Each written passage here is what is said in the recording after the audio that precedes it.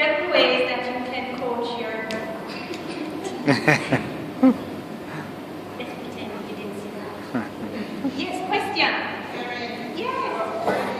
I didn't get what word they gave me with the accent in the way. Pardon me? The accent, okay. Okay, well, that list that he gave is different from what you have, though. That's not the 7 steps. It is basically the preparation for when you're going to do the steps in how you change your way of viewing your child. Unfortunately, I don't have that list here, but the first website that you have on that handout will give you that same information. I should have told you that it's actually based on this book, but I'm teaching you today. He referred to her in his video. This person, Diana Haskins, she developed this term, parent as coach. She's not the only person who practices it, but she realized over time that this was the most effective way of raising her child. Being a life coach, she used the principles from her work in her parenting with much success. And so that website that you have on that list there, this is her. So everything that she designed and developed, you'll be able to access it from there. And this is also available on Amazon.com for not much money. It's worthwhile to get. So let's look at what those steps that she prescribed for parent coaching are. First, respect. I want to just quickly say, it's hard to express the respect that you have to your children, because sometimes you don't really feel that way about them. Sometimes they do things that you're disappointed about. They need that. They know you expect them to respect you. They're subconsciously thinking, so I don't get why I have to do it.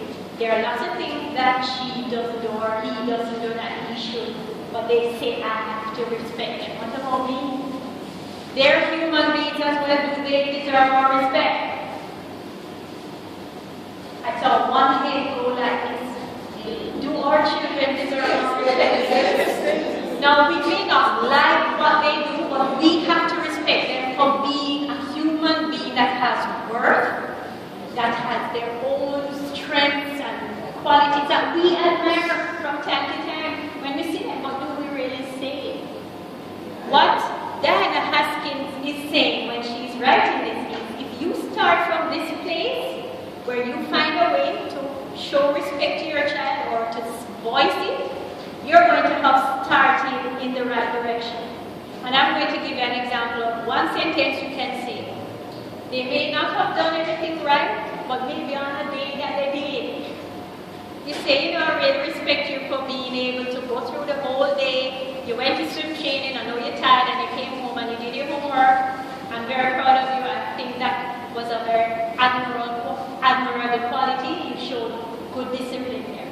Now, they might be shocked, like, she wants some. She said that. But can you imagine, by the time they sleep on it and wake up the next morning, I bet you they act differently towards you. And I want to challenge you on that. And it really is just a matter of using your words wisely.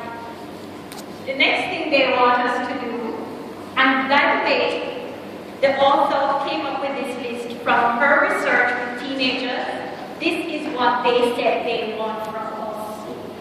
They want us to listen to them just like what we're talking about. Don't just listen to the words. Try to understand what they need that they're not able to express. At least show that interest. Find out, is there more? Are you upset with something else that maybe you don't want to share with them? They just want to know you care enough. So if you can find a way to show that added interest in what do you really need that I'm not seeing. It sounds fairy tale-ish and like a movie, but we can find a way to do it, in a nice little casual way, so it don't look like a big deal. When you were upset the other day, you said you were upset for X, but was it maybe because of Y? It shows that you're really listening and they would realize you must care or you would bother to ask them that. The next thing that they need us to do is they need us to understand them. Now, this is not going to happen overnight, but we have to be open to trying to do that. And we have to accept that who we understand them to be might not always be what we would have chosen.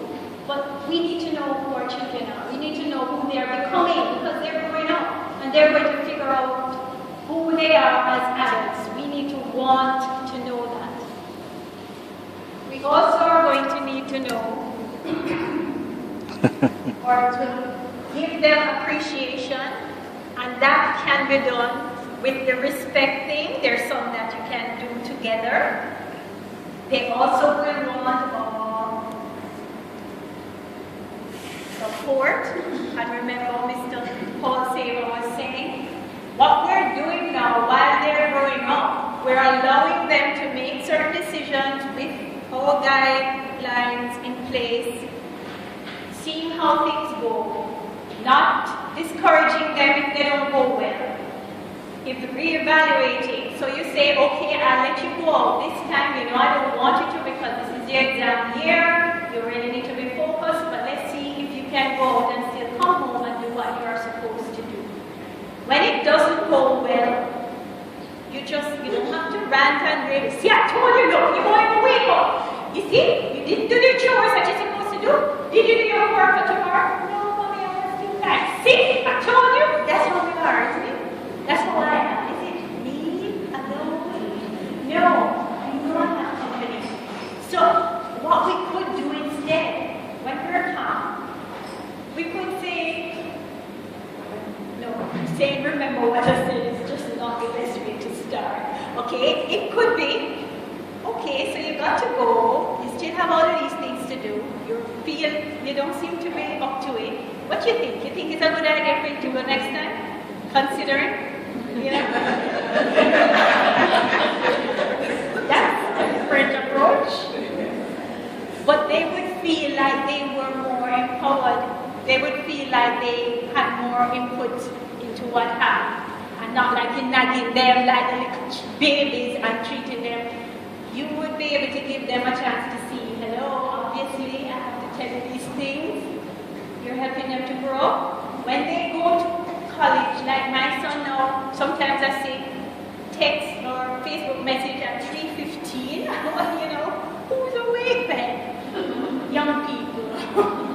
So you see, they have to have enough information to be able, when they now get to choose, to know how to sort out. I have class tomorrow, I want to go here, can I do both? And they probably will. But they have stamina that we don't have. So we can't assume that they can't manage. Maybe they can. But what is good is that they get to now show that they can make these choices. And you have to prepare them. Don't just throw them out and expect them to know what to do. We also need to promote responsibility, which all of these are almost married. You notice the marriages of what is happening here? If you do one, you probably will also be doing the other and the other. And altogether, what they're doing is creating somebody who is now capable of functioning without you right there behind them in all the ways saying, this is what you must do, this is how you must do it. We give them responsibility. See what they do with it? Reevaluate it. Give them another. Never stop giving them another. Because they're going to have them one day. So we have to just pace how we give them and see what they do with it. And this is a great chance when they do something good with it to say, boy, I really respected the way you handled that situation. It was not an easy situation to deal with, but you did well. There you go. You become the model parent after that. Do you know how much they would love you? Can you hear what it could do to the relationship? The last thing, which is going to be as a result of everything you've done, is you will be creating an independent child. And you're not going to make them feel like that's a bad thing. You're going to actually encourage them in it. And most of the time, that's not what we're really doing. So as we wrap up,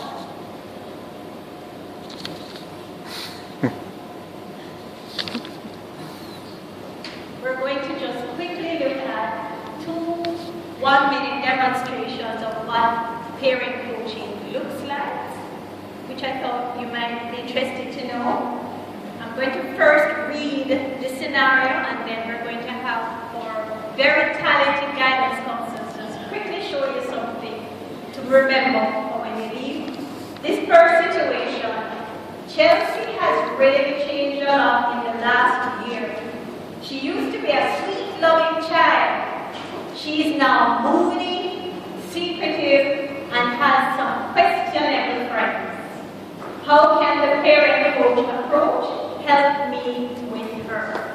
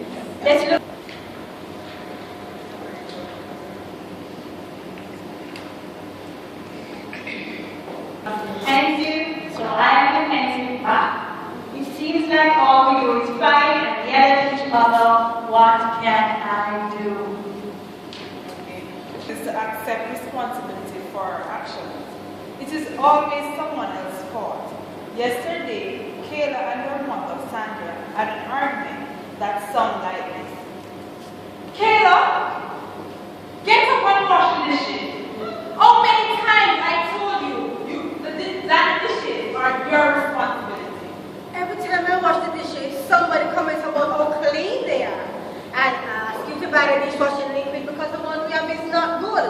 Plus I like to soak the place in soap water.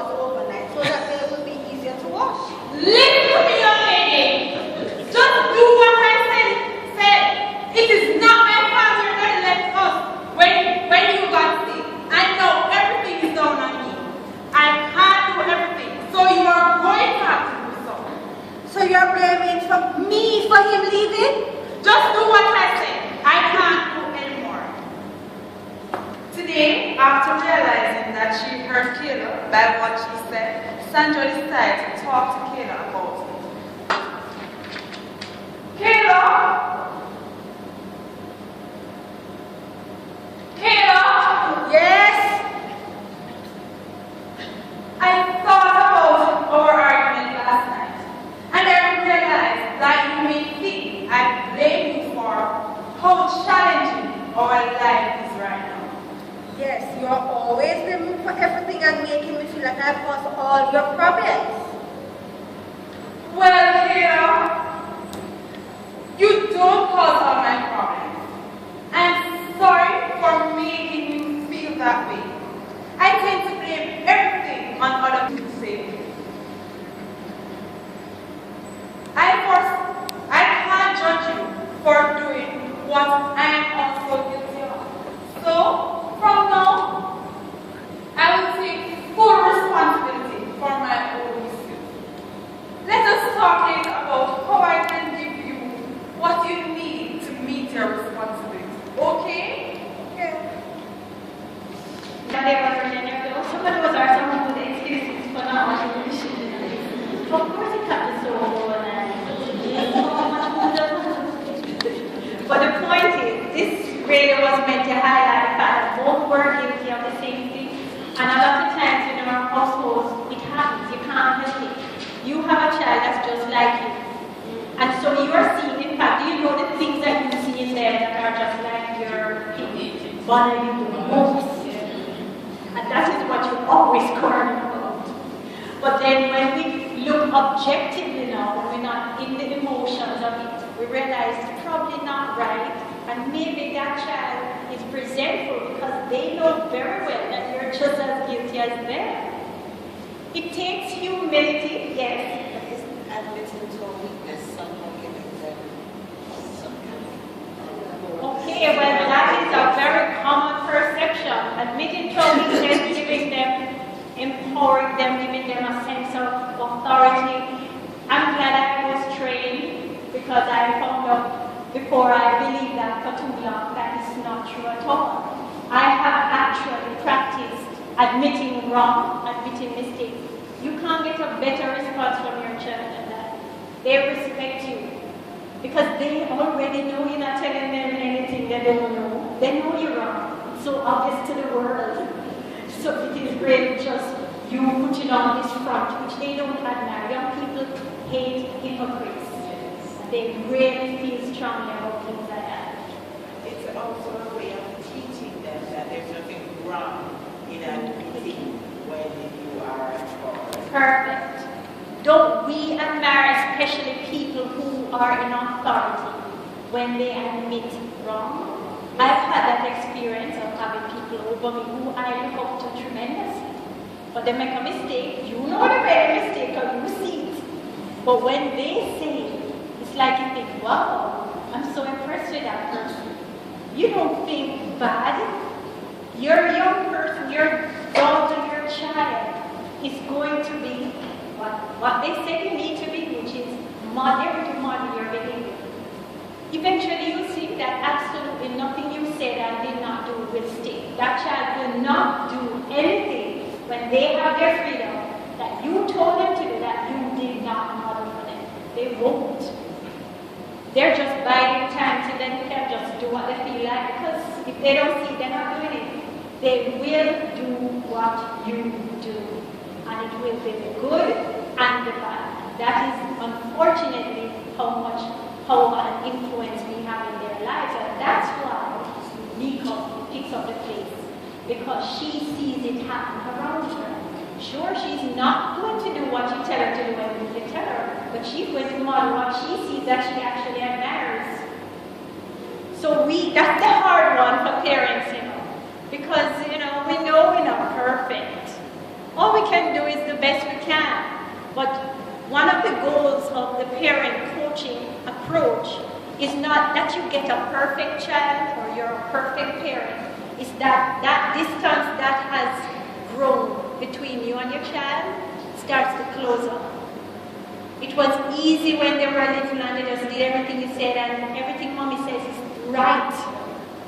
But when they started to become their own person, there is a drift. There's nobody here whose child and them have the same exact quality relationship as when they were babies. It changes. And usually it has to go out a little and then come back in. Usually by the time you leave home and you reevaluate the relationship, you kind of like it again. But this is the hard time. If you can do everything in your power to bring that connection closer, to let them know you hear them, you understand them, that you will not judge them, that you will want what you want for them, that connection will get closer. And remember, the coaching mentality is your eye is on them. It's not the $2 million that we really are hoping for. But we know that when we see our children do well, the pride that comes, the way your heart feels. Anybody has a child who has already left and they see them doing well and they have that sense of, wow, okay, well, I'm going to talk again. My son, who I sent away, even in his first term of school, has done so many things that we are so proud of. That if he was with us, he would not do, because he was so used to easy life in that house. But now that he has to fend for himself, he is now showing that he has learned. It is definitely worth it. Yes, things will go not so right sometimes, but the big picture is good. When my son was waiting to hear from the university to know if he got in, he was very worried and said, suppose he doesn't get in, what will he do? I said, you can work. You know what I've learned over the years, especially studying again at this stage of my life. So what? Things may not go exactly as you planned right now, but you still have a chance to come again and to do it better. We tend to all, when at this stage we feel like it has to be just so, and you need to get your subjects next year so you can go to university by the time you are, and that's not true. When we have all those detours, and so we have to change what we picture as the perfect outcome into what we want, which is a child who is an admirable, positively contributing member of society. That's really what we want. Who can take care of themselves, who treats people the way they should. Whether they have a big job, a medium job, or a small job is not that important. And so now as we close,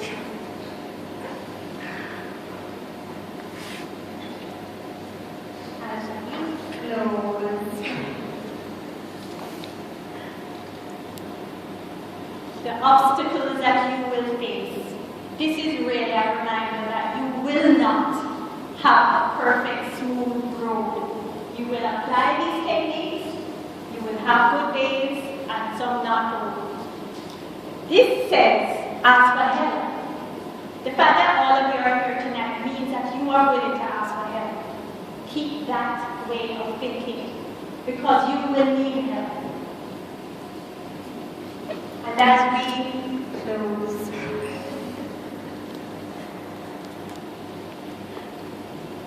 this I wanted to show you because I found it and I thought, let me inspire my parents with it.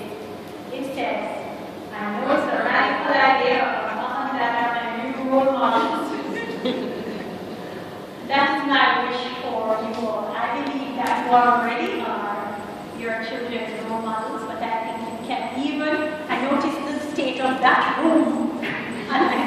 And I thought, okay, so even a child with that way of living can still look up to his parents as who he wants to be just like.